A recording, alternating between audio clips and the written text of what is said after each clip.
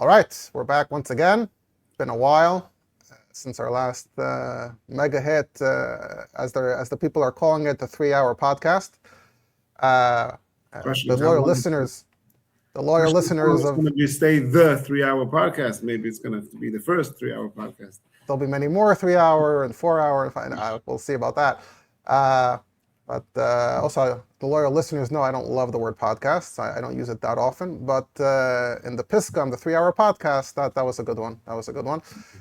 We did get some nice feedback. Obviously, seems like it reached a wider audience.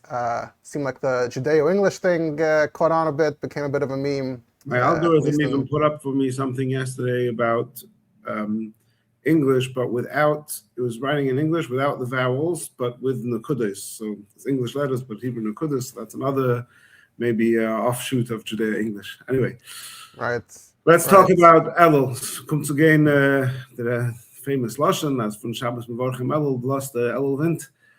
And I think that, if I may just digress a moment, I think that once upon a time, wie man sagt, back in the Haim, what was on people's minds, what dictated the mood was the mood of Chodesh Elul, and you see that a lot in all sorts of memoirs of those times. People remember my father was in a different mood in Elul, and part of Golus America is that our mood is more set by whether it's the bills to pay that go by the English months or whether it's the schedule of school and summer vacation and camp.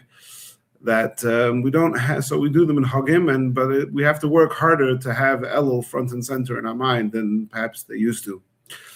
So from Chabad's perspective, and certainly from the Rebbe's perspective, Elul is shaped by Ani L'Doidi.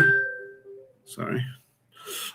Which and the Maimer of the Alter Rebbe, Ani L'Doidi, and the famous Mashal of Melech Basada, which, again, to the best of my knowledge, was not really a front and center theme throughout the Doros of Chabad, but something that the Rebbe really turned the volume up on and made that very much the theme of Chodesh Elul. And often, at least for myself, it's difficult to have a frische koch and chayes in something that's deja vu the same every year in, year out. And when we were talking yesterday, you mentioned that you had something new and fresh to say about the Mashal of Melech Basada, which who even thought that could be possible. So let's go. Let's talk about it. Challenge accepted. Just to add a point to what you just said about the schedule and the rhythm, someone sent me a paragraph from Farbrengen with the Rebbe from Tafshin Chav Beis, both about, like you said, about the rhythm, the schedule, and about technically it's before Rosh Chodesh right now. We're after Shabbos Mevorchim. So in that Farbrengen, the Rebbe said that already Shabbos Mevorchim, without waiting for everyone to come back from the country by Labor Day, which is when the summer concludes, Api Cheshbon Yemei Chama, which is Shaykh Be'ikr to those that count Lefi the Chama. So without waiting for that, you have to start right away with all the Yonei Havoid of Chodesh Elul, because that's when the Eibishter is Neseya le country Keviyachol Melech Basada. So that was the quote. I mean, it's from Teres Menachem. I prefer to see things in the original in the Sichos Kodesh, but it still comes through the Geshmak Haketa shtickle still comes through from the Hebrew Teres Menachem. Like I said, addressing the both the timing and the Melech Basada, the country, the king is in the country, and the acknowledging Riley that Elul starts for Chodesh, but for everyone else it starts after Labor Day. This year Labor Day is, I think, particularly late. So imagine if you waited till Labor Day to start the Avodah of Chodesh Elul, wouldn't work so well.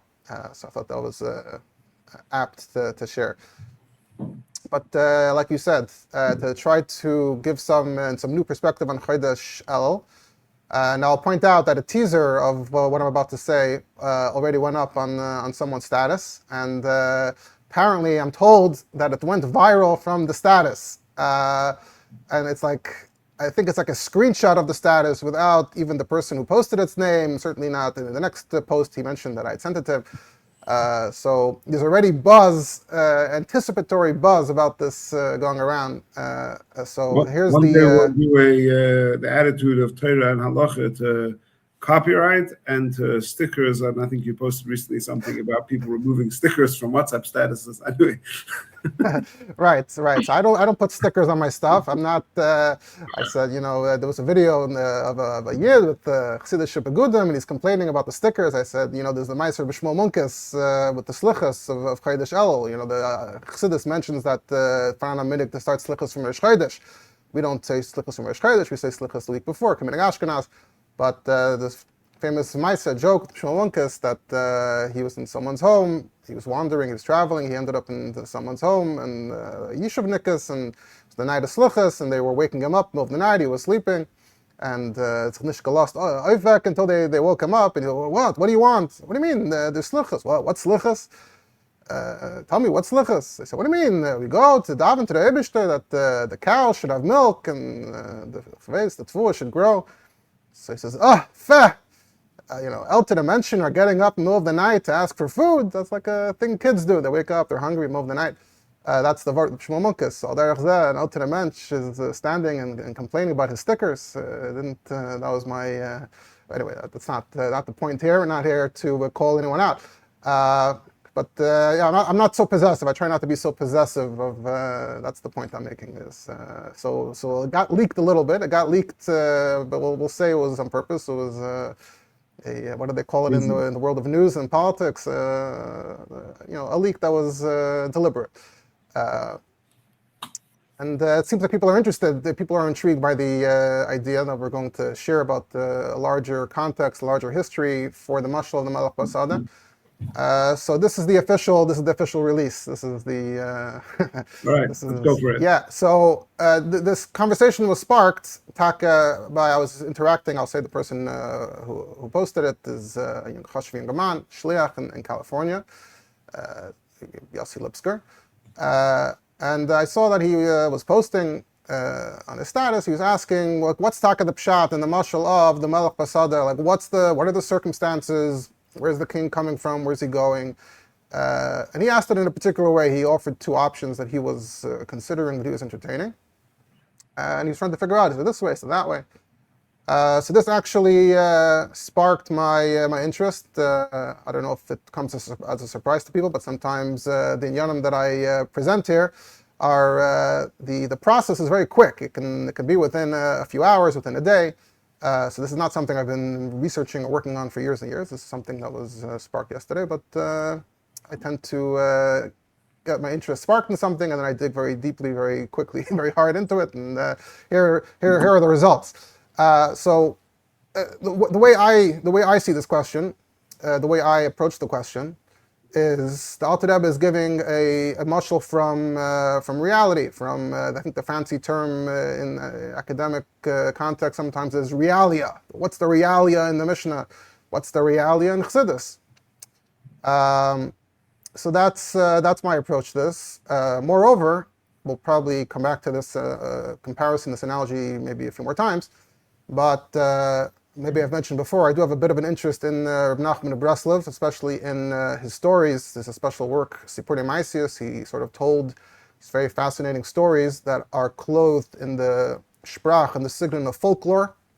So it starts off, there was a king, there was a prince, there was a princess. Stories like that, like they sound like they could have been bedtime stories from 200 years ago, but they clearly have a lot of oimek. In Breslov, they tend to emphasize the chveis, the oimek, api mekayres, api kabbalah, but there's also clearly a very interesting sociological, social commentary going on. There's a lot going on there. So I can't say I'm a big, Isaac in his regular Torah so much, but the Sipurei Maisius I'm very partial to. Now, Sipurei Maisius is very interesting because, as scholars have pointed out, Sipurei Maisius has a lot of mishalim that involve a melech, malachim, and ishtam a melech, sort of like a made-up story about a melech divorced from reality, right? If you and I made up a story about a melech now, it probably wouldn't be based so much on the metzius of a melech, just on the imagination of a melech. But in the descriptions of the melech there, so right, just to compare, right, Alter Rebbe doesn't have so many mishalim, original mishalim bechlal and mishalim about a melech. The whole thing is sort of unusual. in the Alter Rebbe's Torah. You go to the Dubna Magid, you go to these other streams of Judaism where there's Mishalim, ganze stories. And with the Dubna Magid, it's more like a Pashut and Mashal with a Pashut and Nimshal. The Rebbe mentioned in the Farbrengen once about the Mishalim of the Dubna Magid, comparing it to Chassidus a little bit, contrasting to Chassidus a little bit. So there are other styles of drush and other styles of svarim that have mishalim. Like the Ben Ish Chai, I think, has a lot of interesting stories and mishalim and parables in his works. Within the world of Chassidus, not so much. So Dafka, Ben Nachman of Breslov, who is like sort of at the other end of the spectrum, that he created this very fascinating work full of not just stam mishalim, but like entire stories, and a lot of the stories revolve around the Malach. So it's interesting to use it as sort of a comparison to see what's similar and what's different. So in Reb Nachman's stories about kings, there are a lot of references to the Sidrei HaMalucha, different aspects that do, if you actually pay attention, if you have a sensitivity, you'll notice, he's referring to things from real life. And I'd gone through Supremacists when I was a kid. Obviously, as a kid, you can't really appreciate it. I had returned to it, actually did what my father did. My father read it to me as stories, sort of at the Shabbos table when I was a child. I think I probably read it again as a child as well, but that was one, went through it once that way. And so I took the opportunity. I read it as sort of bedtime stories to my older kids, also like 2 years ago, 3 years, I don't know exactly when. And then my hemshah to that, so that was sort of also an opportunity to reread it as an adult, and to actually, with all the wisdom I've acquired since then, and the ability to read a text, understand the text, compare a text. So that was, I guess, the first time really reading it for real. So b'hamshach to that, I just went and found the file again in my downloads. I found this article where someone had written about how to read Sipurei Maasiyos in their historical context, in their realia. And there's this emphasis there on some details there about kings and the Sidrei HaMalucha. And in fact, there's actually one story in particular that maybe we can get back to and compare if we have the time. That I think has like even a more direct comparison to the Mashal of Malach Basada, not halfly 100%, but 40% similarity. There's a certain similarity there, and it involves petitioning a king. And the kesher to that story, the article points out that the whole story only makes sense within the context of the Russian Empire and how the Russian bureaucracy worked.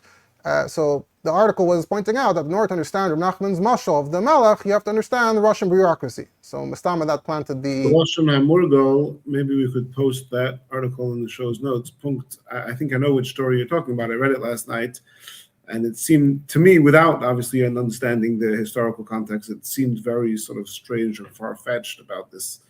You're talking about where he says the whole land are full of sheker, and that's the story? Right. So this is the Sipur Mimelech Onov, the humble king. Right, exactly. Yeah. So it's So one of the short story ones. to my ears, the story of the Ben HaMelech and Ben HaShuvcha sounded much more relatable to me than that one. I mean, okay, sure. That's fair. We're not here to analyze the stories directly. No, but I'm just saying in terms of being yeah. aware of the reality, and I mean, I also looked up last night, talking about Mishalim. Mastami will bring this all together, but I looked up last night, Shlomunchin had 2 articles about Mishalim, both at this time of the year, that are told in Chabad, which I think, again, in the Chabad, we talk about Mishalim a lot, because you have in Chassidus a lot about the quality of a mashal, and Shloim HaMelech Shlish is a lot of mashal, but we don't have so many Mishalim in and of itself that we talk about. But for this time of the year, we have obviously Melech Basada, and then Betkir Shofar, we have the Mashal of the Baal Shem Tov with the prince who's lost, and he comes back and he cries and his father recognizes his voice. So that's the Mashal of Betkir Shofar. So Shlomunchin was showing how both of these Mashalim are told in other early Sifri Chassidus from the first day of Talmidei Baal Shem and Talmidei HaMagid. And also perhaps highlighting some of the differences between the way they're told in Chabad and in other Sfarim. So anyway, but there's probably a lot to sort of tie together over here. Right. So there are definitely other similarities and other parallels, and it seems like some of the other parallels that are Mashal Melech Basad are actually somewhat well known. A few people mentioned to me, once they saw that I'm already looking into this Inyan, mentioned, oh, you know that there's from the Baal Shem Tov or in the Maggid, there's other Makaidas that also mention a mashal of a king. Because as we'll see, I'm focusing on a particular context that's neged to the time and place of the Alter Rebbe. So there are other mishalim that we'll get to those as well. Yeah, but even without the specific historical context, the Alter Rebbe is also using the mashal in a very different way than all the other Makaidas that Yeshua Munshin brought were all as a mashal for Golos, and the fact that nowadays there could be so many tzaddikim who have Ruach HaKodesh, and how Golos, it's in a way it's fakert, it's ironically more accessible than it is Bisman HaBayis, which I'm not sure if that's a question that many of us have nowadays. I've never stopped to wonder how come so many people nowadays have Ruach HaKodesh. But it's nothing to do with Chodesh Elul, and it doesn't seem to have the Panim Sheichikas element to it. Whatever. There's a lot of there are similarities, and there's also a lot of differences. Right. So we'll see what we get to, what we're able to cover. So the point I'm making is that in order to understand the mashal, if the Alter Rebbe is choosing to give this mashal, and by the way, just to clarify, that Chassidus has other mashalim, but generally they're just like minor observations of physics, of a very small father and a son. It's not really a story. It's not really the mashal Melech Basada is very unique, even within the mashalim of Chabad. Because it involves a king, because it involves a larger. It's a story. It's not just like the weather works this way or the nerve system works this way, which you have those. You have a lot. You know, the bir that's a mashal. You have about the climate, different. But those are like small observations of whatever of teva. It's not a story. Here, there's a whole story. Exactly. So that's the chiluk, and that's what makes this notable. Obviously, another thing that makes it notable is how much the Rebbe spoke about it. I don't know if we mentioned that yet, but obviously that's the obvious point, which is how much the Rebbe spoke about it, and so everyone knows about it. And now I think in the last 5-10 years, king in the field has, as they say, escaped containment. So now the larger, I don't know, you could say 5 towns, Olam and beyond, says the king is in the field. But even for me and you, and for others, just hearing the words king in the field a lot doesn't necessarily, what exactly does that mean? What is that coming to say? What is it coming to add?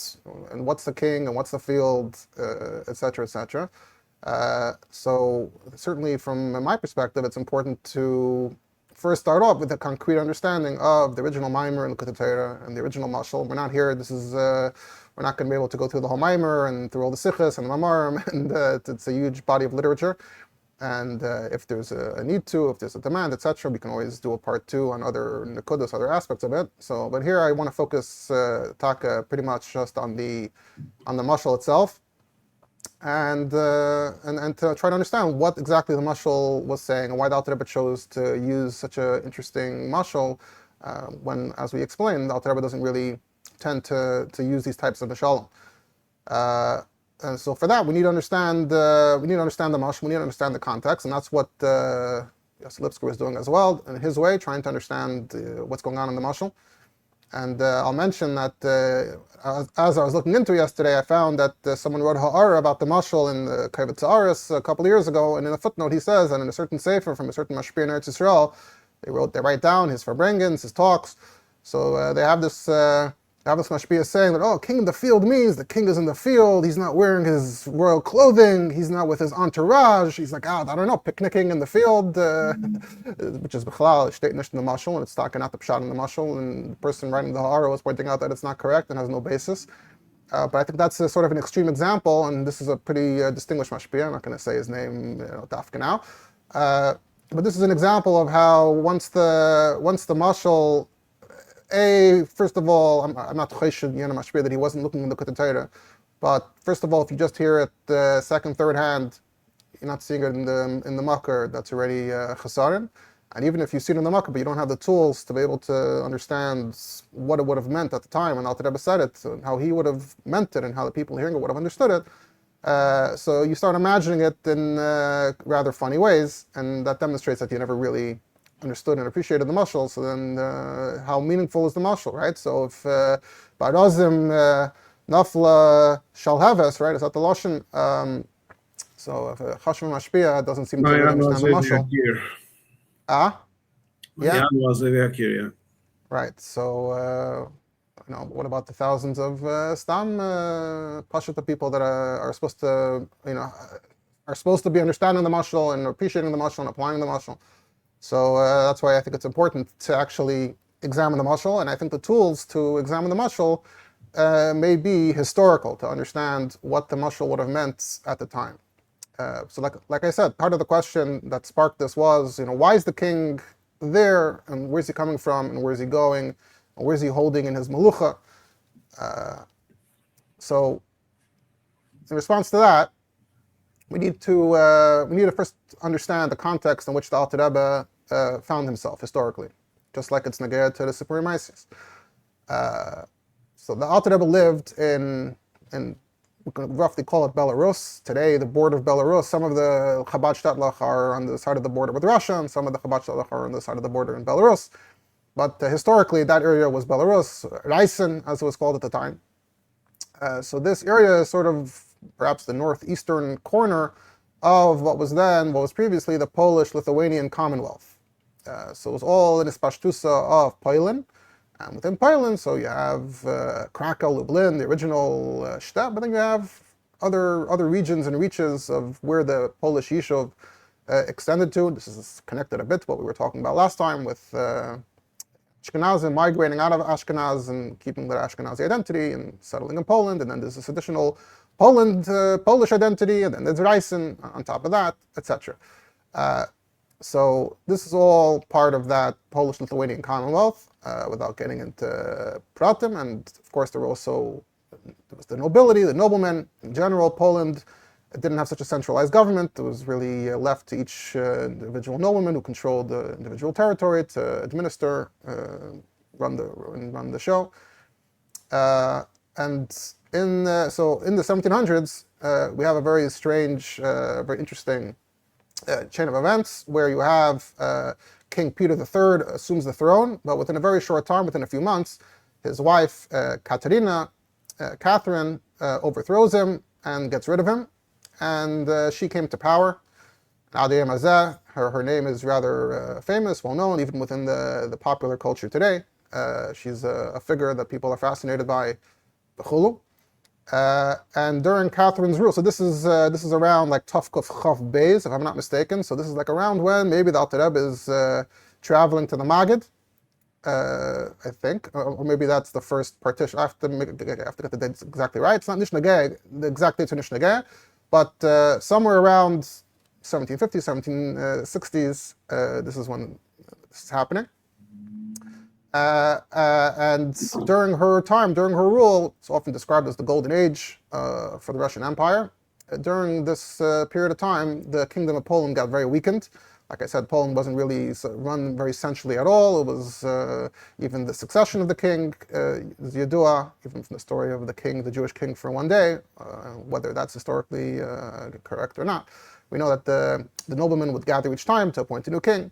There was no strong centralized government, and at some point the neighboring empires, Russia, Austria, noticed this, and with their cheshbonos, they started partitioning and essentially gobbling up parts of Poland. So maybe the first partition was maybe that's the date 1762 that I have in my head, was the first partition, and already at in that partition, I think she already grabbed the territory that the Alter Rebbe was from. But there are other parts, maybe where the Magid was, maybe it was not part of that. You have to go check the map to know exactly. But then successively in the 1770s through the 1790s, the rest of these shtachim were all swallowed by the Russian Empire and all became part of her territory. So that's very important to understand. So the Alter Rebbe, perhaps even earlier than some of the other groups, comes under the control of the Russian Empire. As you do it, until then there weren't really any Jews in the Russian Empire, and the Russian Empire didn't like Jews and forbade them from living in the Russian Empire. Then overnight they have 500,000 Jews in their territory, and the rest of Eastern European Jewish history continues from that point, where the Russian Empire suddenly has all these Jews on their hands, and how the Russian government chose to deal with them and to pay a settlement and all that. Just completely derech, what was the language? I mean, obviously the Jews spoke Yiddish from the Elul, but what was the language of the region where the Alter Rebbe lived before it was taken into the Russian Empire? Well, we know that till today, back in the day, there probably were many different shades and different dialects, and sometimes it's hard to distinguish what's a dialect and what's a language. But you go to Google Translate today, by that simple metric, the 4 languages that are negea to that shetach are Russian, Ukrainian, Polish, and I don't know if it's pronounced Belarusian or Belarusian, but there is a sort of a separate language / dialect of Belarus. I think if you go to Wikipedia, I think there's 2 separate Wikipedias for Belarus because there's 2 different ways of writing the language. But that would have been the language, the Deutsche language that the Alter Rebbe knew as a child would have been Belarusian? I think they say generally Yidden in these shtachim tended to, if they knew a language, it tended to be Polish for a very long time, even after the Russian Empire came to power. In the earlier Dairis, if you see them mentioning Slavic words, you have a better bet trying to compare it to Polish rather than to Russian proper. I think Russian proper only really starts penetrating by the Rebbe Rashab, Frierdiker Rebbe. That's when you start seeing more heavy use of real Russian. So, and I think we touched on this probably briefly in passing in the last discussion as well. That speaking Yiddish is like a resistance to assimilating into speaking the language. You also have to understand different countries had more tolerance for multicultural, multi-ethnic groups and multiple languages, and so some have more tolerance, some had less. So you have to understand what was the makeup of a given town and city in a particular area. Was it all Russians? Are there multiple groups? Is there minority Germans speaking some form of German, etc., etc. Often a lot of the cities in these shtachim have multiple names. You look at Wikipedia and it says, and the German name is this, and the Polish name is that, and the Ukrainian name is that.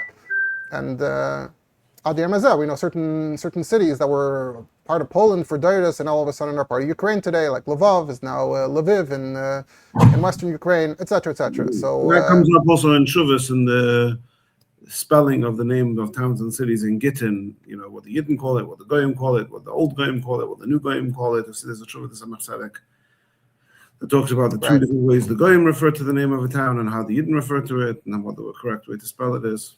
Anyway, let's get back to that. Was just right, exactly.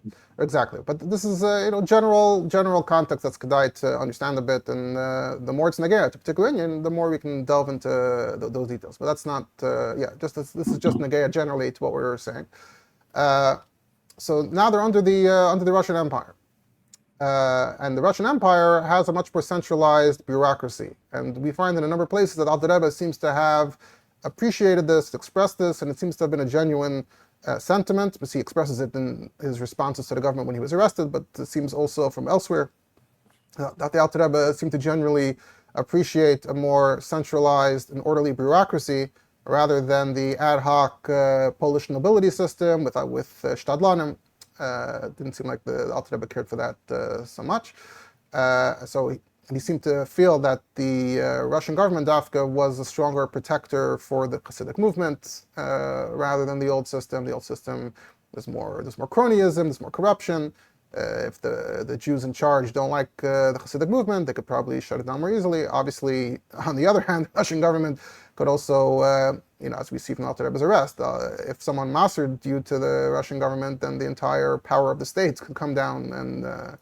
But obviously, the Alter Rebbe was freed both times, so it seems like Alter Rebbe kept to his opinion that the Russian system was superior, and we know that Alter Rebbe had a very strong regard for the Russian king. We see this later during the war with Napoleon, King Alexander, and in the Mittler Rebbe's letters and writings, there's a lot from Alter Rebbe about the Milo of the king and the Hoichem Adrega of the king. You also have Bad Kodesh. Bad Kodesh, that's right, yeah.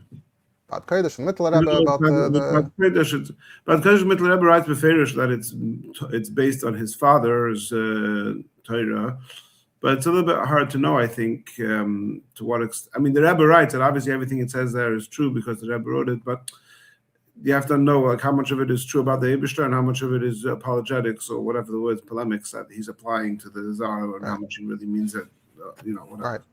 Right, so that's what I'm emphasizing. A lot of the ideas come from while the Alter Rebbe was fleeing from Napoleon, and Alter Rebbe was praising the Tsar Alexander, and it seems like the Alter Rebbe is talking to his own entourage, and this is what he's expressing. The Rebbe is writing it down in Hebrew. It's not, as we say, lefonim. It's not an official. It's not like the Alter Rebbe's responses during his arrest or Bad Kodesh.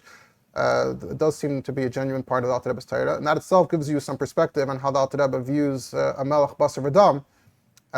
We don't have time to get into those sources, but if anyone's interested in understanding Alter Rebbe's regard for Melech Basar V'Dam, specifically the Tsar of Russia, which, based on the context, the Alter Rebbe doesn't have isn't machshav every king. He's machshav the Tsar of Russia in particular. It seems to be almost particular to the Tsar of Russia. So in order to understand the place of the Melech in this mashal, it's not stama. The point is that a mashal could be folklore. You could just take it as you want to tell a story, and kings tend to be the heroes of stories, so you tell a story about a king. Without the Rebbe, everything's more deliberate, more bedafka, and if he's placing the king in this role, in this mashal, it ties into his larger Torah, Mishnasai, as they say in Ivrit today, of the king in Mishnas Adam Razakin. So that's probably useful context as well.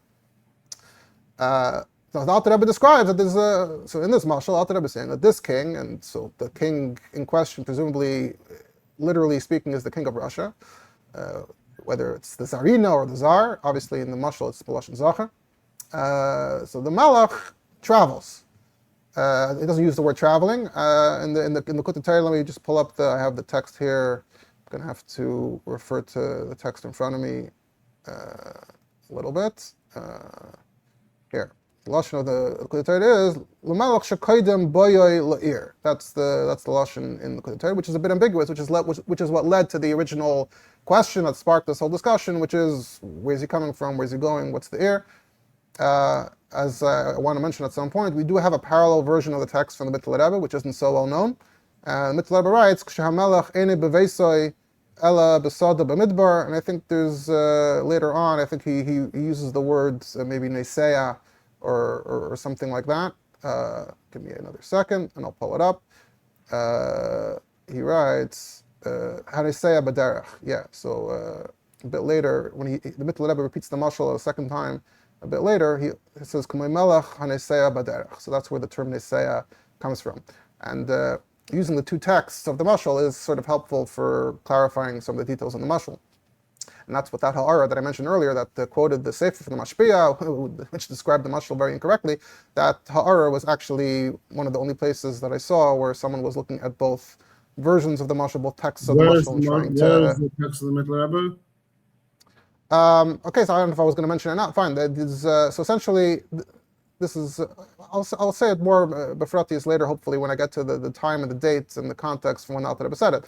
But there is a set of Mamari Adam Razakin in Mamari Adam Razakin Parshias, which have Mamarim that don't fit into another volume, a volume of the year. So I think it's Mamari Adam Razakin Parshias Chelik Beis, page Tuf Chof Hey. I'm not mistaken, and once it was printed. In the Rebbe Sichos, etc., about a Melech Basada, they often are Mitzayin, like Re'ei Gam, Mamare Parshias, Amad Taf Taf Chafei. So the Rebbe actually is Mitzayin to this in a number of places, although I'm not aware that the Rebbe ever engaged with that text and compared the two texts explicitly. So between the two versions of the text, so it's referring to the king is traveling for some reason, especially with the Rebbe. It says Haneseya b'derech. So right, often when the mashal is told today, the mashal is sort of disembodied. Yeah. You mentioned this last time, I think, but I can't help it. Haneseya b'derech to me sounds like a Yiddish word back translated into Hebrew. Afarten weg. I don't think Haneseya b'derech is a normal way of writing in Lashon HaKodesh. What Chazal have said Neseya b'derech? Yeah, probably not. But yeah, that's a separate thing. So I think often, at least in my memory, my perception, often when the mashal is repeated today, there's like zero context. First of all, we don't have any context for a king b'chlal, but like the king appears out of nowhere. It's like you imagine something, but like beyond the line of there's just a white space. So like beyond the field is white space, and then like out of the white space, a king appears in a field. That's where the mashal starts. So the king appears out of nowhere, materializes in a field, and the people are there, and the mashal takes it from there. But why is the king there? Why is he Neseya b'derech, etc.? So that's all left unsaid. As I'll go on to say, I think at that time when Alter Rebbe said it, it would have been obvious. It didn't need to be said. Whereas today, if you don't say it, then no one knows it. It needs to be said. So what's the context? So it's very interesting if you look in your search. The Alter Rebbe, like I said, is talking about Ephrates. If he's talking in Russia, he's talking about the king of Russia, and the king of Russia is in Sebadarach. Well, when and why is the king of Russia in Sebadarach? So it turns out that there are two examples we can point to. Firstly, under the Tsarina Catherine, we find that once she had successfully captured these portions of Poland, so at some point she traveled to these regions. These are the western regions of Russia. Russia had expanded its territory westward. It's west relative to Russia. It's east, obviously, relative to Poland and to Germany. So it's the western territories. So the Tsarina traveled to inspect her new territories. And very interestingly, this took place in the year 1780, which would be the year Tovkuf Mem. So this is already a number of years after the Maggid passed away, after the Mendel Vitebsk went to Eretz Yisrael, after the Alter Rebbe had traveled to accompany him. The Alter Rebbe was already back by Tovkuf Mem. And so the Alter Rebbe is Bereshis Darkoi, post Mendel Vitebsk. We don't have that much documentation, that much, the memoriam, the Torah of the Alter Rebbe that's documented with dates only really starts from the mid Tovkuf Nuns, which is like 15 years later. But we know the Alter Rebbe was already. I'm just thinking now, from what I recall, the letter in the Igrits of the Alter Rebbe, I don't recall them being much about the Tovkuf Mems.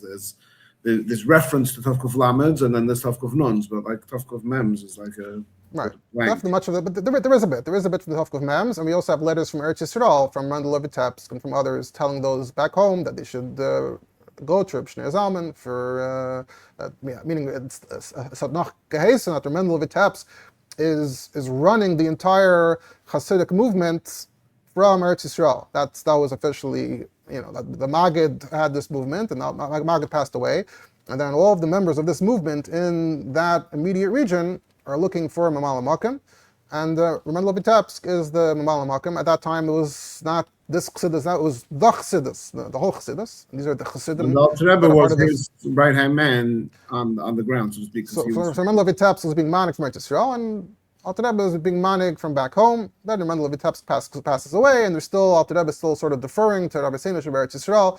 And then as time goes on, and then especially once Baram of Kalas and Eretz Yisrael started saying negative things about the Alter Rebbe, so at some point that's already in the news, right? Yeah, or even late Nuns, early Samachs. The full severing took place already in the Samachs.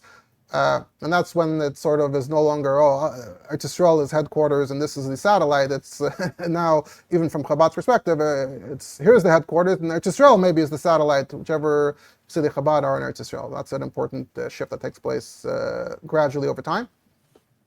But Tovkuf Mem, the Alter Rebbe is already there. So in Tovkuf Mem, in 1780, we find that Katerina made a special trip through these territories. And very interestingly, it was actually commemorated and preserved in a special book, a special work that the Russian government printed in Russian. I don't have the exact title in front of me, but it's like, more or less, it's like the book of the travels of the Tsarina to Belarus, to these new territories. That's the name of the book. Most of the book is more of like a regional report. It's sort of like a report on the geography, on the big cities, the small cities, and very interestingly, the whole book is in Russian. The book, for some reason, there's a Library of Congress website that happens to have it very easily, very accessibly. You can download it. You can look at individual pages. You can download the whole thing. So if you search through it, it describes the specific region the Alter Rebbe is from. It says there's the region of Babinovich, and in Babinovich there's Liozna, and there's Lubavitch, and there's Rudnia, and these are all towns that are near each other. And it describes how many people live in there and how many Jews are in the general region of Babinovich. So in that part of the book, Imam have a description of the very specific description of the Shadach the Alter Rebbe is in. And then, moreover, at the end of the book, there's a list of an itinerary of all the stops that she made on her trip. Let's see if I have it in front of me, just to give you some names, some places. Here it is. So she's leaving from Petersburg, and there are like 80 stops in all. But towards the middle, the end point, the furthest she went was the city of Mahalev, which is also a place you hear about in Lubavitcher context. So it says on the way to Mahalev, she stopped in Strashela, Staroselia, Shklov, another place, and then she ended up in the city of Mahalev. And then on the way back, again that place, again Shklov, and then Orsha, Dubrovna, another town, and Liadi. So we know that she literally was stopping. So Alter Rebbe wasn't in Liadi yet, he was in Liazna, but these are all very Hamish, familiar names of towns that are all in that immediate Shetach. Liazna and Lubavitch and Liadi, they're all in the same general Shetach, more or less, a few miles away from each other, or as the Russians called it, Vyorst, away from each other. So we know that she had passed through the very immediate region, the Gegend, where the Alter Rebbe was.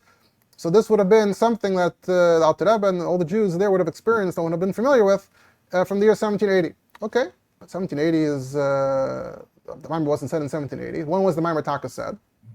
So if you look it up, you'll see that the Maimer is from Elul Tovkuf Nun Zayin, I think specifically Shabbos Avarchim, maybe Elul Tovkuf Shabbos Re'eh, Tovkuf Nun Zayin. And like I said, the Maimer of the Alter Rebbe by date only start from around then, and I think in the earlier years it was like Shabbos Avarchim. There were fewer dates. As the years go on, there are more Maimerim per year. And at that point, the Bichlach, the books that recorded the Maimerim were still not formally organized by year. There's an article by Rabbi Yosef Yitzchak Keller on the Maimerim of this period. A few years ago, he put out an article identifying the correct order of the Maimerim of different years from this time. And part of the problem is that, let's say the Alter Rebbe wrote the Maimerim down, etc. In later years, he would write the year on top. He would write, as Hashem, Shabbos, whatever, Tovkuf, Samach, whatever. At this point, he wasn't doing that yet. And he wasn't even writing it originally in a bichel, because you could tell from the bichel in which the Maimerim of Alter Rebbe are in, that he was writing them on individual pieces of paper, on individual pieces of a boigen, which is a certain size of paper, which you fold a few times to get like a kunshus. And you could see that later they were bound into these loose pages were bound, the different sizes were bound into a book. And I think you could even see how like the beginning of the Maimer starts on page Lamed Tes and the Hemshech Maimer is on page Mem Vav, because he was writing on the outside of the boigen, so he wrote half on this side and half on that side, and then there's other things written more internally. But based on the scans of the Bichlach in the Rebbe's library. Yeah, so for those that see my status, I posted a picture of the beginning of the Alter Rebbe's Hanacha, Tovkuf Nun Zayin, based on Rabbi Keller's identification. I posted it to my status, etc. But you can see the Alter Rebbe's version that we quoted briefly from before of the mashal of the Melech Masada. So the Hanacha, the version that's in the Likutei Torah is the Maharils, and that's copied in a number of Kisvei Yad, and those explicitly write Shabbos Avarchim Tovkuf Nun Zayin, so that's how we know the date. Alter Rebbe's we don't have, but once you realize that the Alter Rebbe is writing the same Maimer, so then you're able to line it up, etc. That's how you do this kind of research, by lining the pieces up. So we know it's Shabbos Avarchim Tovkuf Nun Zayin, so that's whatever, it's let's say August, September of 1797. So it turns out, half of a fella, and this is what went a shtickle viral, just the small fact, which is that Tsar Catherine, Tsarina Katerina, passed away. She died in 1796. Maybe it was already even Tovkuf Nun Zayin, may have been towards the end of 1796. And her son, Paul I, he succeeded her. King Paul was the Tsar during the Alter Rebbe's arrests. He's the one who arrested the Alter Rebbe the first time and freed the Alter Rebbe. We have his signature freeing the Alter Rebbe the first time. How did they call him? Pavel or something? Pavel, probably, yeah. Mm-hmm. And the second time the Alter Rebbe was arrested under Pavel, and Alter Rebbe's freedom actually came from Pavel's assassination. So Pavel was assassinated in, it's Samach Aleph, but is it 1800 or 1801? It's Kislev, it's probably still 1800, probably the end of 1800. Pavel was assassinated. He was an interesting character. You can look up on Wikipedia, there's an entire article just on the personality and reputation of Paul I. So he was an interesting guy. How did his assassination lead to I don't remember that detail. So when he was assassinated, when King Alexander arrived on the throne, so often new kings, new czars, they like to show, at least in the first month, like to show that they're a little bit more benevolent than their predecessor, and Tsar Paul did his version of that when Catherine died, and so Tsar Alexander freed a number of prisoners, and that's what seems to have secured Alter Rebbe's freedom, was this extra wave of benevolence. Otherwise, if it would have been Lefi Midas Hadin, I don't know what the outcome would have been, but there was like a Lefinim Yishuras Hadin because of that succession. That's negate understanding that part, and then the rest of the Alter Rebbe's life is Tsar Alexander, and that's the war with Napoleon, etc. But in Alter Rebbe's interaction with Tsars, but by the time that you have the whole Maisa with the Mittler Rebbe's arrest, that's already after Alexander, no? Well, so at some point there's a succession to Nikolai, and we know that the Xerxes Akantanistan is Nikolai, and that starts already towards the end of the Mittler Rebbe's life, and maybe the Mittler Rebbe's passing is even spiritually connected to the fact that this is about to start. I don't remember the exact date of the succession, so it could be the arrest. But the arrest of the Mittler Rebbe was not like the Alter Rebbe's. Alter Rebbe's, like I said, was the Tsar himself, came from Petersburg.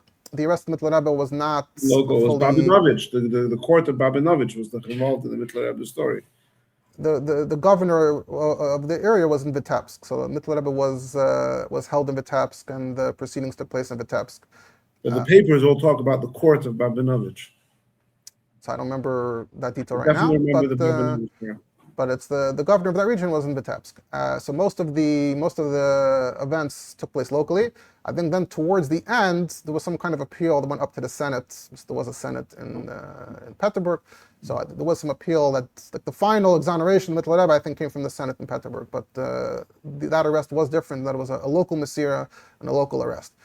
So there was no direct interaction. I don't think Tsar Nikolai was directly involved in Mittler Rebbe's parsha at all. Unlike Alter Rebbe, where it's literally Tsar Paul's handwriting and Tsar Alexander, they're both directly the ones making the call to free. No, but I'm just saying, like we'll start about Kodesh, where he says that he wants whatever the guy's name was to be involved because he is a direct agent of the king, and the Mele he has whatever segulas the king has. Who's the king? That's why I was asking. Right. Good question. Good question as to whether it was already Nikolai. It may have been. And that's part of that gets back to that point that it was a local thing, and Mittler Rebbe had gehalten zu viel apparently of the governor, and he's hoping that the king will. He was hoping to get it. And it did. It did go to the Senate, and the Senate exonerated him. But right, so I'm not sure. It'll be if Yud Kislev comes around, and we still want to test Kislev, Yud Kislev. If we want to talk about it, we can delve into those details to get the exact timeline right. But just like here, and just like it's always negaya to understand the reality and the chronology, etc. But back to this. So literally that year, Tov Nun Zayin, there was the succession where King Pavel came to power.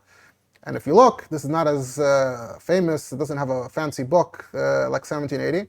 But if you look it up, Russian Wikipedia, elsewhere, you'll see that in May of 1787, so that's roughly year, Tov Nun Zayin, the new Tsar Pavel, indeed also made a trip to the western provinces of the Russian Empire, and he literally traveled through similar cities. I have the list of cities here, according to one source.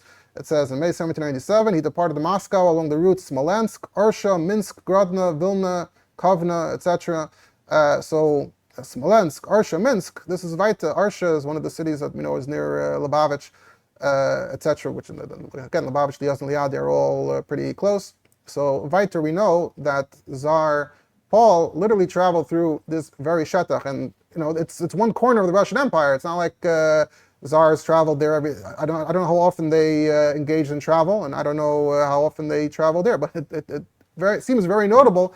Others clearly seem to think so as well. Once it got out there and went, as they say, viral after it was posted yesterday, it seems rather notable once you hear that fact that Tsar Paul literally traveled through these shtachim a few months earlier, from the year Tov Nun Zayin to Elul Tov Nun Zayin. It definitely seems notable and something you can't ignore and escape when analyzing what the Alter Rebbe is saying and what the Alter Rebbe chooses to say. Now, as another point, the mashal is about how the king is more accessible in the field. So first of all, I think we can establish that in the mashal, if we want to peg it to the reality. So why is the king traveling? So now we know why the king is traveling, whether it's newly captured territory or whether the king himself is newly coronated and he wants to visit his territory. Those are potential reasons why the king may be traveling. Otherwise, I don't think the Tsar has traveled to these areas that often. Again, that's why it's notable that he had just traveled there. But that's probably the reason why the king is traveling. Again, the mashal only focuses on entering one ear. Here you can see a list of Arim and the route, the itinerary, and so there's not just white space before the ear and after the ear. So that's why the king is traveling. Now, so this is the other dimension of the mashal is that the king is more accessible. So it's interesting that, first of all, we find that Paul, when he came to power, he tried to be more accessible. So interestingly, it says that he put a petition box outside one of his palaces that people could drop petitions in. He was trying to be more in touch with the simple people. He was negative on the nobility. That was his policy. Does the term Sadeh or field mean anything specific that you know of? Field? Field, Sadeh, is that how they would have referred to highways or what? I don't know what highways there were. I have to check the history of Russian roads to be able to answer that question. That detail I didn't check, but I don't think the Russian roads were that chashuv and that paved. But it's notable, and this is where another point that I want to connect to this comes in, is that we know that when it comes to Rebbe and Haggis, we know that a lot of the details of how Rebbe Haifen operated were modeled after the nobility, were modeled after the local monarchies, etc. So one of the things that occurred to me right away when I made this connection is that we can also look to descriptions of how the Rebbeim were welcomed when they traveled. We find this outside of Chabad, but even within Chabad, we find some Makaitis. The Fidik Rebbe in a few places describes this kind of thing. One of them is actually Mittel Rebbe when he was arrested. So originally, I think he was invited to come to Vitebsk as a free man, and then somewhere along the route he was put in detention. So Mittel Rebbe describes a bit briefly about how he was welcomed in each city, but there's another description from the Fidik Rebbe about the Tzemach Tzedek, which centers Reb Handel, Chanech Handel Kogel, who was one of the big chassidim at the Fidik Rebbe, centers a lot in a lot of his writings. So this is description, and I think this was this letter of the Fidik Rebbe is actually the basis for the Hayom of Yud Aleph Elul. So interesting Elul connection. I mean the story itself is about Yud El. The story itself takes place in Elul. So I have it here in front of me. It describes that the Simcha, the Chedva, and Lubavitch, when the Tzemach Tzedek returned from Petersburg, Ein L'Tair, Ein L'Saper, everyone was the children of the Tzemach Tzedek were happy. The Balabatim were happy. Im Chaka Admur Bo Shlishim Agolis Chsidim. There was an entourage of 30 wagons of Chsidim that were accompanying him from city to city. And in the Kfar Hasamach Lubavitch, in the village near Lubavitch, Asu Hanachrim Sharmu Teres Ba'anofim, the non-Jews made like a welcoming sort of a gate, a shar, decorated in the style that they knew how. And they stood in a line, the Kabel Pnei Kodshay. So this concept of being the Kabel, the Pnei HaMelech, the Pnei HaRebbe, Kol Bnei HaIr and Bnei HaAdmer Beresham Yatsu Michutz L'Ir, Bayenu Chazar L'Ir, Bekel Shir V'Zimra, Haya Shas HaMincha, etc., etc. And right with the Rebbe quotes Reb Handel as saying, "Isi kol hakoved she'osim lahavdil gam anachim." So even the non-Jews, the kind of cover they're making, etc., etc. So the whole tzir, and there's more description a bit further on. Uvavay merkeves admor limkaim amidasam shelchak bnei admor. When the Tzemach Tzedek's wagon reached where his children were standing, the wagon stood. They took off the doors. They took off the cover. They each went up. Kiblu shalom. So there's a whole ritual. There's a whole choreographed seder of how they greet the Rebbe when he returns to the city, when he arrives in the city. And more again, there's some more movement of the wagons. When the wagons start moving again, the Chassidim and the whole Talucha start singing. They come to the gate. You have to read the letter to get the exact. You have to follow where point A, point B, point C, where they came from, where they're moving, in order to get the exact picture. But this is apparently all outside the city. Then etc. So there's a very, very detailed, the Fidik Rebbe is giving a very, very detailed description of the steps, and like I said, it's the choreographed steps that take place when the Tzemach Tzedek arrives, and the entire Kabbalas Panim takes place dafka michutz la'ir.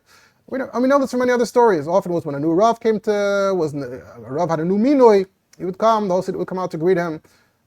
After that, why would the Rav have reason to leave the city? Usually the big arrival is often when the first time that they come, but not behechrich. In this case, Tzemach Tzedek was away for a notable amount of time, so he came back. It was a big deal.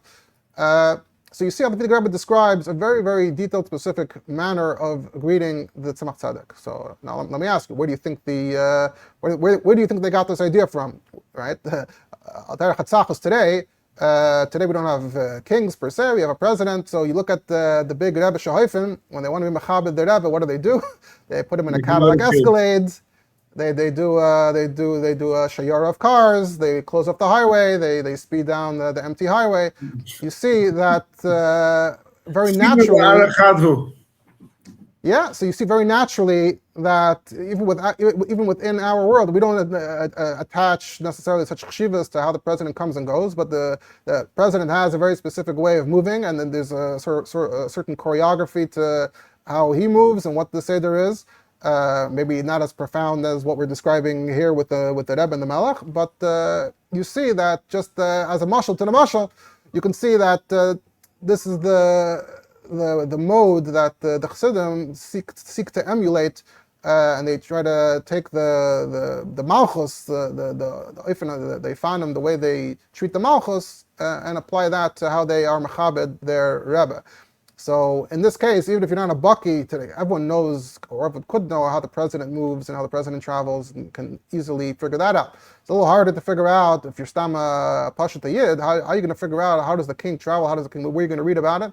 So even if you don't know where to read about it, so you can go read the letter of the Frierdiker Rebbe describing the Tzemach Tzedek, and that can give you a musig. You realize that they are emulating, they're copying. He says the goyim in the neighboring town also participated in in other words, this was some sort of ritual that even the goyim were familiar with from. And obviously, yeah, they're doing what they're doing, because they know what to do. They've done this before. They know this is the seder of what you do when a great dignitary, whether it's the king or maybe an important nobleman or a Rebbe who's his own sort of local nobleman, the local Jewish nobleman of the region. When he shows up, they know what to do. The steps are known, are clear. Everyone does their role, plays their role. So that's also an important source. And you see the Kabul Pnei Tzaddik. You see it's literally the same thing. So you can be Mitzayir and be Mitayir. That was a similar seder for the king himself. And like I started saying, the king originally wanted to accept petitions from the Olam, to get around the nobleman, to hear what the common people were complaining about. It seems at some point his petition box didn't work out. People were dropping in pranks. They were driving him crazy. But it seems like they say Paul seemed to suffer from some kind of mental illness or personality disorder, etc. But we know... even from elsewhere, I found a book that describes the Seder Advarim in England and in other lands. It's a well-known thing that when the king was, generally when kings of kingdoms were on the move, that was a time that people could approach him and give him a petition, and you couldn't do that in the palace. The average person could not get an audience at the palace to bring their complaint in these kingdoms. So either you could try your luck sending it up through the bureaucracy, or you had a chance to go around the bureaucracy and meet the king directly and give your petition to the king. And clearly the king would have been more benevolent, especially if everyone's coming out to greet him and smile at him. Obviously the king smiles back at you and is makabel b'seir b'panim yafis. So, and you could see it from the description again of the Rebbe, the simcha and the positive feelings. It was clearly a very jubilant, ebullient situation. And the king or the Rebbe, etc., would reciprocate. And now, this interestingly, I was reminded that there's something with the Rebbe Rashab also. And I asked one of the Chashav Chaykrim was Baki in the different stories, and he sent me different Gersayas. There's a story where the Rebbe Rashab arrives somewhere, and he also gets a Zamin Kabbalas Panim. And the story goes that the Chassid that was with him, one of the Chashav Chassidim at that time, is quoted as saying, Halavai, that I would have a Zatz and Brachenkeit by Yom Kippur, or some versions say it's a Brachenkeit maybe on my deathbed, that the Rebbe Rashab had when he was greeted this way. So the Rebbe Rashab didn't appreciate it so much, and this person also sent me that the Rebbe Rashab in a different story says there's two things I don't like being told. I don't like when a non-Jew screams Jid at me. I don't like when a Yid approaches me and says Shalom Aleichem Rebbe. Those are the two things I don't like. So that's why he avoided going out in the public sometimes. He didn't want that's a weiter. It's like a melech. It's the style of a melech that doesn't want to be approached by the common folk. Doesn't want someone shouting at him in the street. So Rebbe Rashab didn't appreciate either. But general say there is that a melech or a rebbe, if they're traveling that way, they have to smile. And Mistama the Rebbe Rashab, I'm sure, smiled when he was Sabrachin. I'm sure he was also smiling because that would be the right thing to do. Rebbe Rashab just didn't like it, didn't appreciate it, and preferred not to do it, and would have preferred to figure out a way to get in without having the Kabbalah Spanim. That's a separate thing. That's a separate inyan. But we can definitely see Mechus the Arak and Mechus the Rikiya. So in Dem Gufa, we can see from the Rebbeim that they had similar Sidarim as well. By the way, for those watching, Rabbi Rappaport had to step off screen for the rest of this discussion. But I will continue, and we'll try to bring this to the finish line with our B'koiches Atzmai. We'll see, obviously, like I said, there's so much more that could be said, so we'll have to stop at some point regardless. We'll see how much further we get alone. So like we were saying, so there's a very, very well-known cultural musig of the king arriving in the city, and akadekach that the same model was copied and pasted and applied to the Rebbes, to the Tzaddikim. So when Alter Rebbe says that the Melech is Koydem Boy Le'ir, I think it's very clear that first of all, this is the context in general, and it's Lacher Negeh to the Pshat and to the Havana to understand, right? So the king is not sitting in a field without his clothing and without his entourage. Very much, Adrabah. This oifen of arriving in the city also expresses the king's malchus, and it's a part and it's a component of the oifen ha'anhaga of the king's malchus. And I think this is an important prat that I want to emphasize soon in contrasting the Alter Rebbe's mashal to other versions of the mashal. So this is dafka part of the melech's hanhaga, and it dafka expresses the king's greatness. But it's an oifen acher from the regular hanhaga throughout the year, throughout when the king is stamazai in his palace. There's one hanhaga. We know that King Paul dafka was very strict apparently in his palace, and that's part of his meshagas, that he treated everyone very poorly, and he expected people to bow to him, etc., etc. So when he was Bekisa Malchusai, he acted very, very strict and had zero patience and zero tolerance. But even someone like Paul, when he traveled, clearly, it would have been Lefi the Seder that Lefi the Rebbe describes for the Tzemach Tzedek. Clearly, would have been something along those lines. And so, whether the Alter Rebbe had gone himself to be Mekayim the Inyan of seeing Machi Umas Olam or not, we can't say. There's clearly no record of that.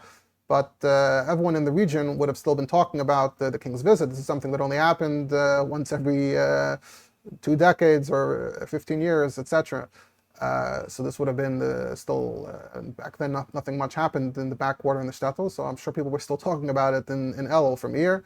So this would have been something that the audience would have been very familiar with, would have related to, and this, I think, is an important context for understanding what the Alter Rebbe is saying and why the Alter Rebbe is saying it.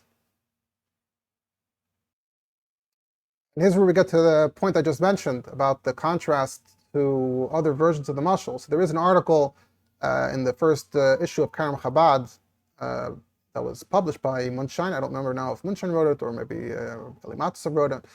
But there's this idea that, which some people seem to know, that there are versions of the mashal of the Melech Basada and other Mekaydes, the Magid, etc. But from taking a brief look at it, so first of all, we know that those mashalim are not about Elul. They're about the 9 days, Tisha B'Av. I don't have it in front of me, so we're going off of memory and only looking at it briefly again, but it's not about Elul. It's about something else. One thing I noticed is that this dimension that I'm zeroing in on, the travels of the king, the Kabbalah Spanim for the king, is completely lacking from the versions of the mashal that I saw there. All it says there is that there's the oifen of the king, the way he is in his Heichel Machusay. And then there's an option, there's an oifen, there's an opportunity where you somehow meet the king when he's not there. I think one version of it says the king is in a punduk, the king is at an inn, the king stops at an inn. And I think this distinction is very important, say, in the mashal and say in the nimshal. Because in the mashal, in these mishalim, as I emphasized before, the Seder Kabbalah's point for the king is a chelik of the hanhaga of the king, of the oifen hanhaga of the king. Amal, the king, 95% of the time, the king's oifen hanhaga, malucha, is one wave from Heichel Malchusai, and 5% of the time, the king travels and his oifen hanhaga of his malchus, and the expression of his malchus is oifen acher. The way those mishalim seem to say it is that there's sometimes there's a workaround, there's a shortcut, you can somehow get to the king without any clear explanation, clear reason. Stamazam, it can happen to the king. And that's probably true, as a mashal, it's probably true that there's an Eis Ratzin, there are different times of the year, not necessarily Elul, where in the Nimshal, it can happen to the king, but that's not what the Alter Rebbe is explaining here. Look at the context of the mashal.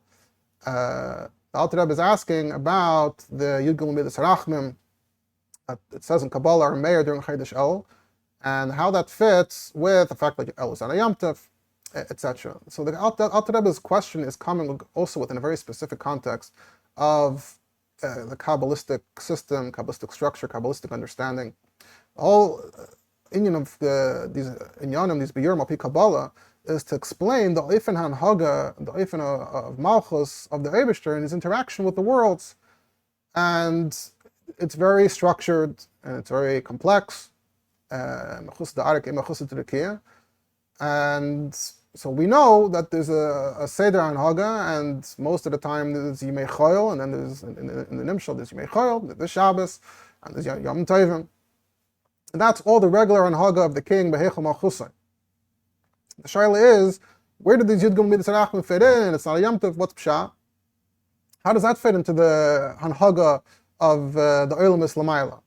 Now, this question probably doesn't bother too many of us anymore because this is not the perspective we're coming from. We're not big Bekiyim. Most of us are not big Bekiyim in the Safra, the Sifros, the literature of Kabbalah. And I think very often, in order to understand Alter Rebbe properly, you have to understand that Alter Rebbe is talking to an audience of people, especially the first wave. By the time you get to the Tafkuf Samachs, it could be the second wave of Younger Light. We're not coming from that perspective, but certainly the first wave, like let's say Reb Aaron of Strashalak, even compared to the Alter Rebbe, the first wave were clearly tremendous Bekiyim in this literature independently, but they would have had certain questions and they would have had certain gaps, certain things they don't understand. I think this is a big yisoid. I apply this in many things, including in understanding parts of Tanya and many other things. So if this is the kasha that Alter Rebbe is asking, it's a kasha that the people listening at the time might have had themselves, as opposed to those learning it today that are learning about Kabbalas Orla. This is what the Alter Rebbe asked. So that's the approach today. Oh, the Alter Rebbe asked, it means mizogin that it's a kasha. No, I think the people at the time would have said, Taka, it's Taka Grace Kasha. What's going on with the Hanhaga? How does this fit into what we understand about the Hanhaga of the Eibishter, the Hanhaga Lamaila, and the Olam Beruchnis? Comes the Alter Rebbe in his Mechadesh that we see that even in Mechusa Da'ara, we see the king just traveled through Belarus, he just traveled through these towns, through these cities, and we saw the Oifen Hanhaga of the king, we saw the Oifen HaMelucha, and how on the one hand it absolutely expresses the Melucha of the king and the Sidrei Hanhaga Melucha of the king, but at the same time it's Oifen Acher, it's a bit different than the usual. So the king is revealed, but it's not in a regular Oifen, it's not whatever the equivalent of Yom Tov is, the usual explanation of Yom Tov. This wouldn't track with that, this wouldn't match to what Yom Tov means, Baruchnius, and what the equivalent would be Begashmius, but rather, this is a new dimension of Hanhaga of the king that hasn't been clearly addressed in Kabbalah before, hasn't clearly been discussed in Chassidus before, and the Alter Rebbe is discussing it and revealing it here. And the Alter Rebbe is saying that this Gufa is also part of the Seder. It's part of the Seder Malucha of the king, and it's part of the Seder of the year, that there's a special time of the year where the king travels, and the king passes through the Sada, and the king comes into the ear. Part of the mashal, by the way, if you didn't look at the Torah, is that the people in the field follow the king into the ear. So it's all very highly choreographed. It's a specific ritual. It's a specific ritual. It's part of the Sidrei Melucha, and that's the thing that Alter Rebbe is referring to, Begashmias, and that's supposed to translate into our Havana of the Inyan Beruchnius. So therefore I think that the Mashal Alter Rebbe is unique in this way, in contrast to the other versions of the mashal. It's not, if it's the same mashal, so then the chayr is not as important that the king traveled through that region right before, because it's a babusta mashal.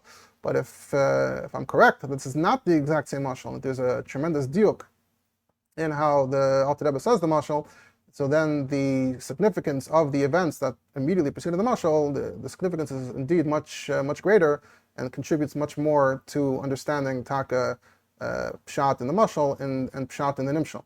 And by the way, after Yossi Lipsker posted just the small leak, the small excerpt, he posted, seemed like maybe others sent it to him, that in a few places the Rebbe was misyachas a little bit to the fact that this is a real mashal of a real king. I'm going to try to pull up in front of me. I don't know if I have the Mar Mekaymis, but at least I have the quotes, the excerpts. It looks like it's from one of the Rebbe's Mamarim. The Rebbe says, the fact that Alter Rebbe brings a mashal is because such a inyan naila mishpigelt sich up also in Metzias Olam Hazeh. And Nachmer that it's dafka or also Machi Umis Olam. The mashal is not just about Melech Machi Bis David, Machi Yisrael. It's talking about a Melech Shema Umis Olam Sheba Olam Hazeh Shegam Hu Yotzei L'Sadeh. So, and you can Ayin Sham, the Rebbe adds a different point about Machi Yisrael, but this is something the Rebbe said. It looks like in that Maimer. And also in a sikha, one of the sikhs, probably from Sefer HaSikhs, the later years, that it says the mashal is lav dafka von Amalek Yisrael, not von Amalek Basar V'dam Bechlal, Eich von Umas Ha'olam, but the other from Zay is ein minik v'teva tzareiskim b'sada v'chulu. So you see from the Rebbe is referencing that it's anchored in a certain mitzias b'el mazag ashmi and dafka Malach Basar V'dam, dafka Malach Umas Ha'olam. So I think in the spirit of that, we're on the right track here in trying to better understand the mashal, and I think even the gap between the Rebbe and us, besides Beruchnius, but even Begashmius, the Rebbe grew up, there was still a Tsar in Russia, so even the Rebbe could be taking certain things for granted, certain Pratim and Havana for granted, that would have been known to someone who grew up in that environment, whereas we are that much more removed from that world, from that universe. So we're less likely to intuitively understand the significance and the nuance of the Malach. And by the way, even in the countries that have ceremonial melucha, but they do have certain rituals, and there probably is what can be learned and gleaned from looking at their Sidrei HaMelucha. Look at, obviously, England is the very notable example. Their Malchus is very renowned, and historically they never had a revolution. They had given enough freedoms earlier on, a few hundred years earlier, that the revolutions that rocked all the other kingdoms never rocked England, because the people already had more or less what they wanted, what they needed, and the kings weren't standing in the way. For that reason, and just recently we had Lahavdil, they replaced the prime minister, and often in those circumstances there are certain rituals that involve the king. You have to meet the king, and they call it the kissing of the hands, which they don't even do. They shake the hands. The point is that there is still a musag of Malchusa Da'ara. And I'm not saying there's an Indian to go learn about it during Sidrei HaYeshiva, but Hayos, the Metzias is described in Chassidus, you have to have at least a certain musar, a certain kinyan in that Metzias, in that world, in order to understand what the mashal is, and therefore what the nimshal is, la'aniyas daiti, or else, as we saw earlier, you can end off far off the reservation, out in the midbar instead of in the field. Obviously, in the mashal, there's a distinction between the midbar and the sada. But if you don't know what's going on, you're going to end up out in the midbar. You won't really understand the mashal and appreciate the mashal. And if the Rebbe is doing medayik in the mashal so much, you have to, for starters, you have to have a basic grasp of what the mashal is supposed to be saying. Just to bring it back around to Reb Nachman Abrasov a little bit, since I mentioned that earlier, and I said I'd get back to it. So the story I referred to, I think that was mentioned earlier, is in Sipurei Ma'asis. I think it's the 6th story. It's the Sipur Mimelech Onov.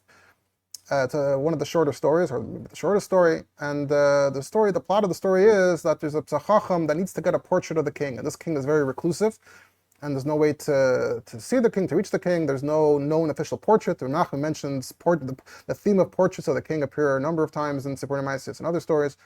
So it describes how he's trying to find his way to the king, trace his way to the king. And part of the plot is the petition system, how you can petition for a wrongdoing.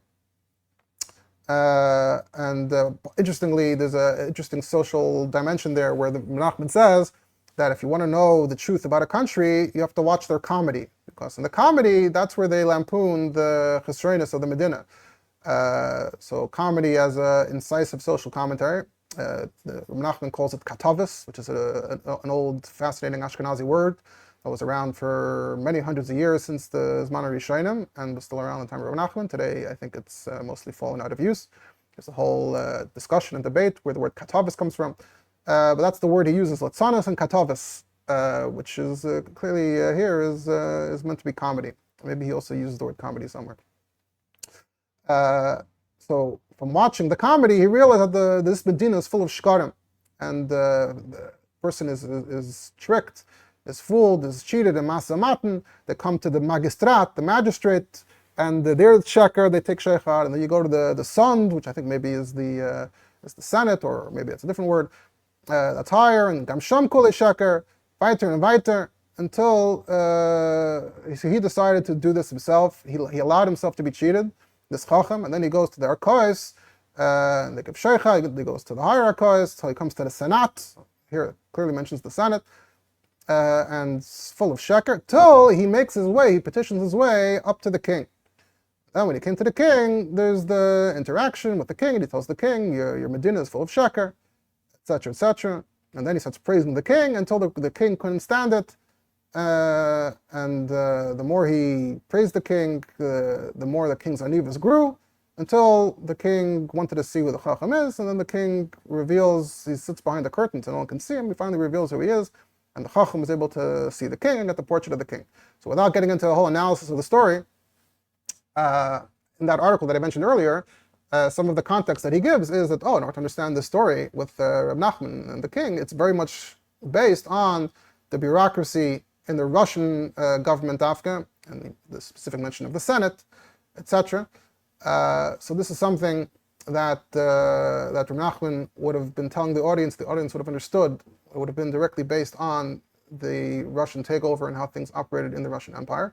It also sounds like, on the mashal level, it sounds like it's also a critique of the Russian Empire, if you assume that it's also meant somewhat kipshutai, that the Russian system is full of sheker, etc. This is not our concern. We're not here to analyze the story. Obviously, in the Nimshal, whatever the exact meaning of the Nimshal is, clearly meeting the king in this story is clearly the Eibishter. That's not necessarily the case in many of the other stories, but of all the stories, this is definitely the one in which the king is very much straightforwardly a mashal for the Eibishter, or clearly some great gilim adrega l'mayla.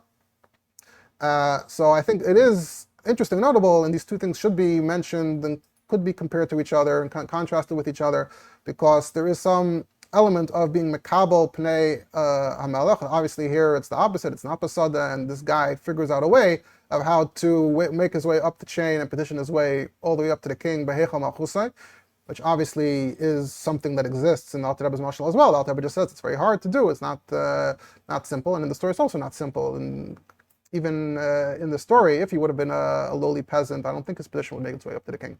Clearly the chacham is operating, the chacham was sent by a different king, so the chacham is clearly operating on a level where he has access, he has resources, so he's able to operate in Russia. There are very clear distinctions between different classes. So he's clearly of the merchant class, so he's able to do masa matan, and he comes to the arkois to complain about the masa matan. So clearly this, in the nimshal, the chacham is probably a tzaddik, in other words. So obviously the tzaddik and the chacham probably have a different level of access to the king anyway, even behechal malchusai. So that corresponds to what it says in Alter Rebbe's mashal, that when the king is behechal malchusai, it's not like no one can see him, but obviously it's not the same seder. It's not that anyone can see him. Right? What's the lashon?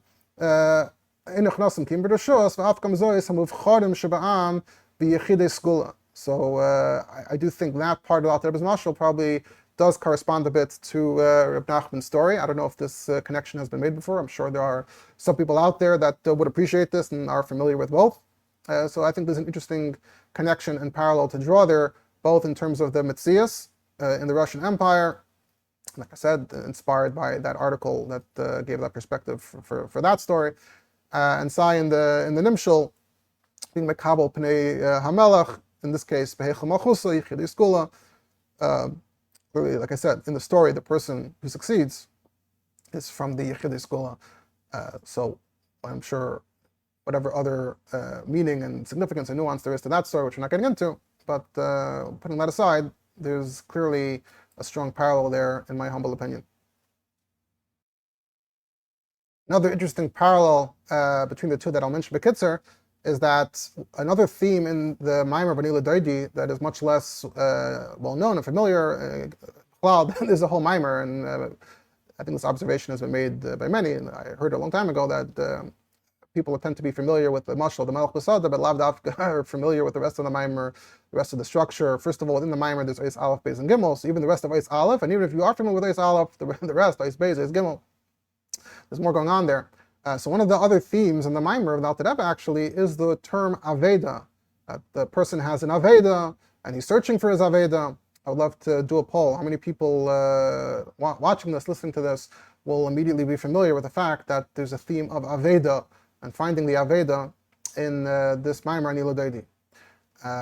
And it's interesting because I have another article that I was looking at more recently in the last month or so. Someone wrote an article in Hebrew about the theme of Hashavas Aveda in Reb Nachman's teachings. First of all, the first story of Zipporah Maisius, which is maybe one of the more famous ones, even if you're not familiar with the others, you might be familiar with this one. There's a king who has a princess, the princess gets lost, the person is sent to find her, and all the adventures he has trying to find her and failing. So that's clearly a theme of finding the Aveda, and maybe it's even stated clearly at the end, or in the commentary on that story.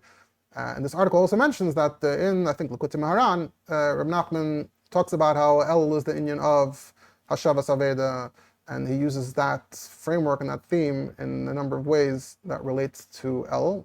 So I'm just mentioning it in passing. We don't have the time and the space, and I'm not focusing on that right now.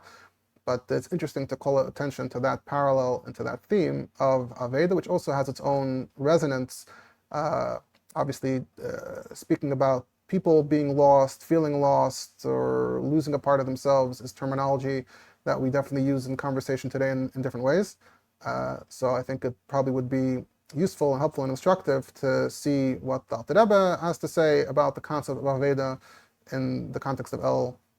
And it would be interesting to compare it to Reb Nachman, at the very least, just to sharpen certain points of similarity. Of course, there are those that, like I said, that are interested in both. But even if you're primarily interested in the Alter Rebbe, I think the comparison and the parallel does help highlight certain things, certain details, and give a better appreciation for what's going on. And this is what we're trying to do here consistently, which is that just reading the words without any context doesn't, in my experience and in my opinion, doesn't tend to have such great results. You need to have some musig of context in order to appreciate it. And part of what I'm doing here is, you hear about Melech Basada every year, but part of what we're trying to do here is to give that bit of context, to give a fresh look, a fresh perspective, to be able to understand what the mashal is even supposed to mean and what we're supposed to take away from it.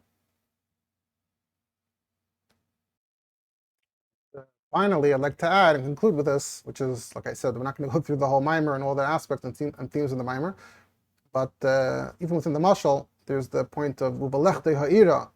Part of the mashal is, and this is in both versions of the mashal, it's like an important step, but clearly an important step in the mashal. Ubalechte Ha'ira, the people follow him, which I think we see in the story of the Tzemach Tzedek as well, and this obviously was the case Begashmius, and it's part of the mashal Baruchnius.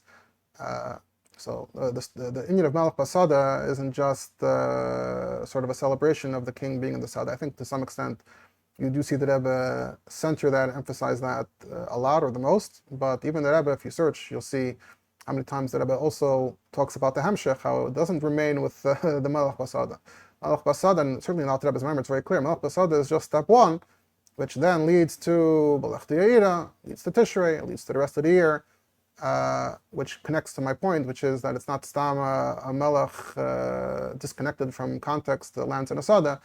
This is the part of the Seder HaMalucha, and this is part of the Seder of the connection to the coast, the Seder of the year, Olam Shana Nefesh, where the meeting, the beginning, it starts, first of all, like it's emphasized, you have to be in the field. If you're not in the field yourself, then you also have a problem. You have to be, number one, you have to be in the field.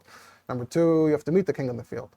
And it's a special opportunity to meet the king in the field in a way that you can't do at other times. And then You're supposed to follow the king into the ear and then follow the rest of the prescription for Tishrei and for the rest of the year.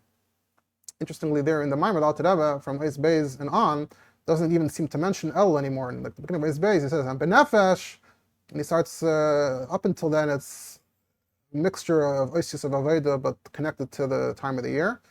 And then for the rest of the Maimer, it's benefesh. It wasn't even clear to me if Pshat in the Maimer and Kudatayra is that there's like two tracks. There's like maybe the Shana track and the Nefesh track. Maybe the Shana track is Taka chronological, part of the year. And then the Nefesh track is just, at any time in Avodas Hashem, it's the same sequence where it says you have to find the Aveda in yourself, etc., whatever the pratim are. I did look a little bit and I found that at least in one place, there's an Ayman Nidal Daidi, Tafshin Lamed Hey, from Elul, Tafshin Lamed Hey, where the whole major point of the Maimer seems to actually be where the Rebbe emphasizes that this is not just an inyan of Elul, this is an inyan of Kol Hashana, and the way the Rebbe teaches it is that the Melech Basada means that the Melech is in your everyday life, right? Yom Tif is like you leave your everyday life, you go into a spiritual realm. The whole Vart of Elul not being a Yom Tif is that the king meets you where you are in your regular life, in your regular circumstances. So the Rebbe pointed out, obviously, throughout the year, we spend most of our time in the field, and we have to have a connection with the king where we are as we are in the field. So there's a whole Hezbollah there as to how Be'etzem Masada is Shayach Kol Hashana. So just like I said, we're not getting into the Maimer Ba'arichas and all the Sichos and all the Mamarim, but just to point out this additional perspective that it's not just there's a Malach Nesada and there's El. It's part of a system. It's part of a structure, both Begashmias, as we emphasize that length, and both Beruchnias in terms of the Seder of Elul Tishrei Kol Hashana, and both Bechlal Benefesh Adam, apparently even Kol Hashana, that if I understand correctly, part of the Pshat of the Maimer is that you have this musig Benefesh Adam at any time, and that's part of the Seder and Avodas Hashem. It's been said before that what's the chiddush of Malach Basada and why does the Rebbe emphasize it so much, and wasn't even emphasized so much before the Rebbe, is that people's relationship with Elul today is a very fraught topic, and we know historically, as was mentioned at the beginning in the introduction, Elul was a very serious time, and we have different Makaitis, etc. about that. Right, so historically Elul was a very serious time, and for many today, there's still the connotation of it being a very serious time or a scary time. A lot of the discourse today revolves around how people feel about that, whether they appreciate it being a scary time or whether that makes them want to just ignore it and tune out. That's how it ends up being taken today. Historically, there's a lot of interesting literature, and it's a whole separate thing. These past few days, I was actually looking through some of the old Sfarim from the Sfarda Shavel that are Malakit, all the different Hanhagas and Yonim to be aware about during El. It's an interesting Indian. For the last 1,000 years or whatever the exact history of Hanhagas of El are or is, obviously there's a lot of history there, but in the last couple of decades, people's relationship with Elul is more complicated or more fraught. So it's been said before that it seems like the Rebbe was deliberately using this point which the Alter Rebbe makes.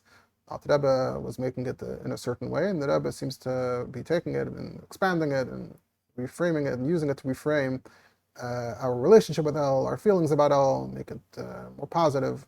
And that's probably to some extent why the king of the field terminology is spreading and catching on among, you could say, the more neo-Hasidic world today, those that are interested at least in some of the ideas and some of the trappings of Hasidic thought. Obviously, the question is what exactly means practically, and is it just a p'tur from taking Elul seriously, or is it another way of taking Elul seriously, but with a different perspective? I'm sure if you look through the Rebbe's Sichos and Ma'amar about Elul, I'm sure that the Rebbe is demanding no less of us during the Chodesh Elul, and in that sense, Chodesh Elul is just as serious. It's just the question is it serious in the sense of upsetting and terrifying? And we can have a separate discussion about Rosh Hashanah as Yom Hadin. Sometimes people say, by the Rebbe in Chabad, we don't talk about Rosh Hashanah as Yom Hadin. That's certainly, I think very strongly, that's a very incorrect understanding and perspective. and we could see how seriously the Rebbe himself took Rosh Hashanah as Yom Hadin, and I think even a lot of the talk in Elul leading up to Yom Hadin, you could see how the Rebbe is very preoccupied with the Yom Hadin and how the next year will shape up to be. So that's not a dimension that disappears, and anyone who says otherwise, I would beg to differ, to say the least. So it's not really taking away, nothing is being taken away, and it's not removing anything from what Elul used to be, in my opinion. It's just reframing the perspective, the attitude, whether it's with simcha, right? In the description of Tzemach Tzedek, big emphasis is on the simcha, and in this context as well, there's the Sefer Panim Yafis, there's the positivity. It's coming closer to the Eibishter. So in Chassidus, everything is about the connection to the Eibishter, not forgetting the Eibishter. If you just focus on yourself and your problems and your Gzardin and your Yom Hadin, that's very self-absorbed. Chassidus is supposed to make it, instead of self-absorbed, that it's focused on the Eibishter and it's revolving around the Eibishter, not necessarily, most of the time, is supposed to be positive. And therefore, Elul is reframed in a more positive way, but it's ultimately about being connected to the Eibishter, finding the connection to the Eibishter where you are in the Sada, and then seizing on that, grabbing that, finding the Aveda, and if you want to use the mashal of an Aveda where it's tied to a string, you have to follow the string all the way back to the source to get back to where you belong, etc. So that's, I think, the real message of Hamalach Basada. And if we have more to say on the topic, we'll, like I said, B'li Neder, Mirz Hashem, all the Rosh Hashanah, all the Lashonos will follow up with something in addition to that. But otherwise, I think this is a very helpful contribution to the topic of Hamalach Basada. Like we said at the beginning, it's hard to believe that there's something to say that hasn't been said, but I think we've given something valuable to the discussion. And of course, as always, we welcome your feedback, your comments. You can always comment here on YouTube or Spotify or wherever you see the podcast, or you can track me down and send me your comments personally. If you have any constructive comments, I'm always happy to hear.